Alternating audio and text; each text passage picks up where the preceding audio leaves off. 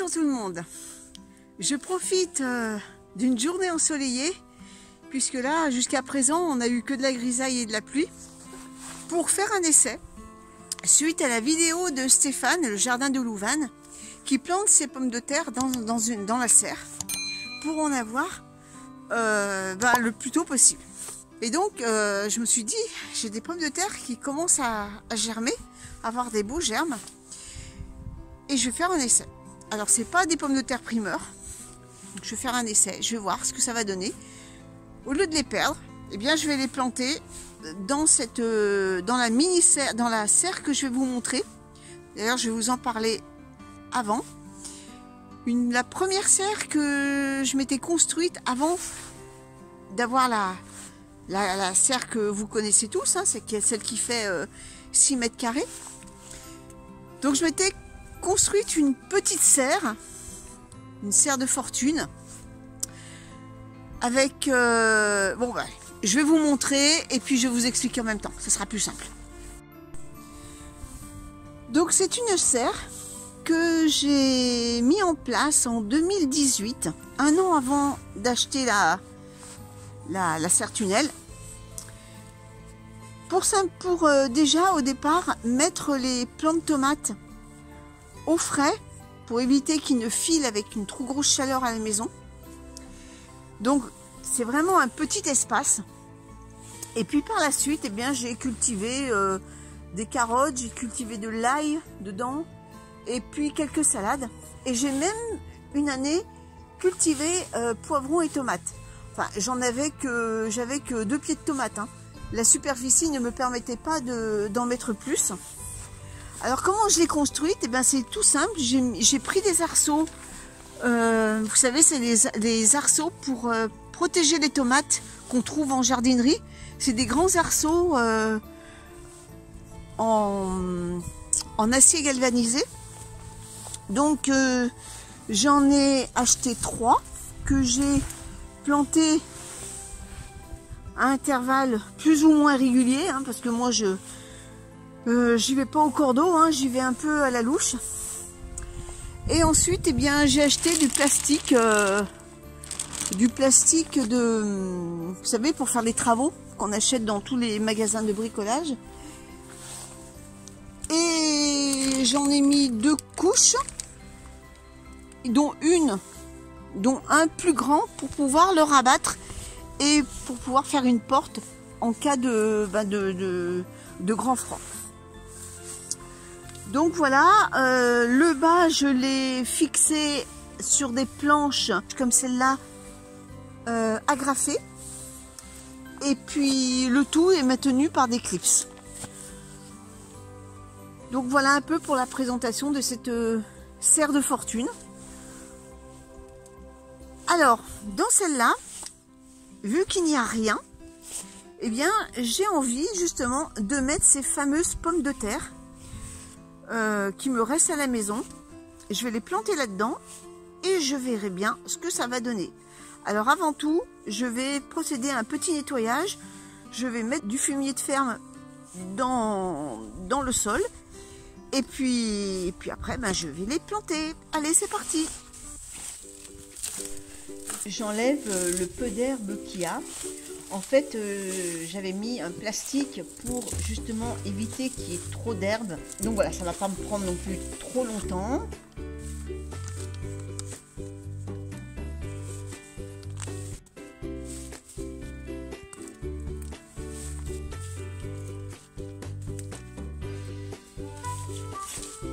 Je passe ma griffe rotative, qui est un outil que je me sers dans des endroits où la grelinette et la fourche bêche ne peut pas passer, car la fourche bêche, j'aurais pas pu la faire basculer, l'espace étant trop petit.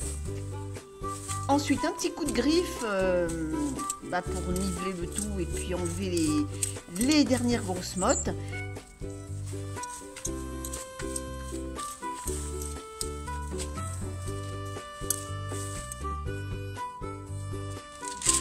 Et ensuite, eh bien, je mets le fumier en granulé. Alors ça c'est du fumier de ferme. Donc j'en répands un peu de partout. Et je passe après un petit coup de griffe pour mélanger. Et le râteau pour niveler le tout. Et ensuite, eh bien, après avoir fait un petit sillon, j'arrose à l'intérieur de celui-ci afin de bien hydrater le sol et pour pouvoir avoir une réserve d'eau pour mes pommes de terre. Une fois que la terre a bien bu l'eau, eh bien, ensuite, eh bien, je plante mes pommes de terre dans ce sillon.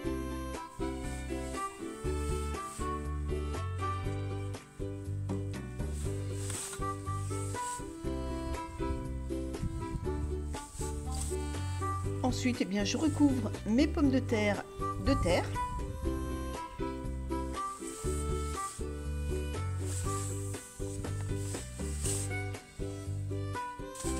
Puis, je mets une couche de feuilles. Ce sont les feuilles que vous avez vues en début de vidéo, que j'ai ramassées dans mon petit sous-bois.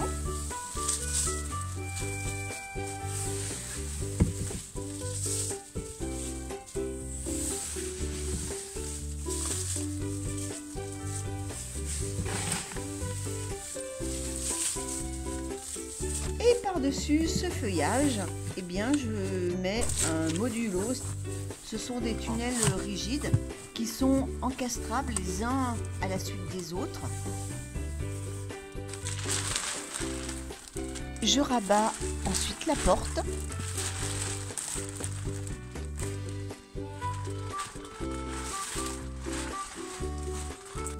Que je ferme à l'aide de clips.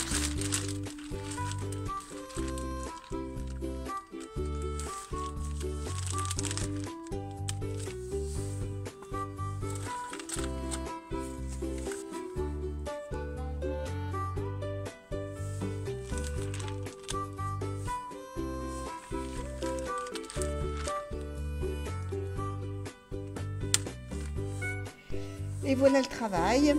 Donc maintenant, il faut attendre que ça pousse. Et pour plus de sécurité par rapport au chat, je mets une grille devant pour éviter qu'il ne passe dessous le plastique.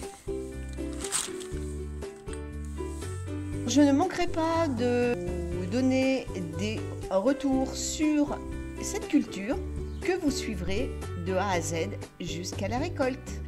En attendant, je vous souhaite à tous une bonne semaine, passez de bonnes fêtes, un bon réveillon avec vos proches et on se donne rendez-vous dimanche prochain.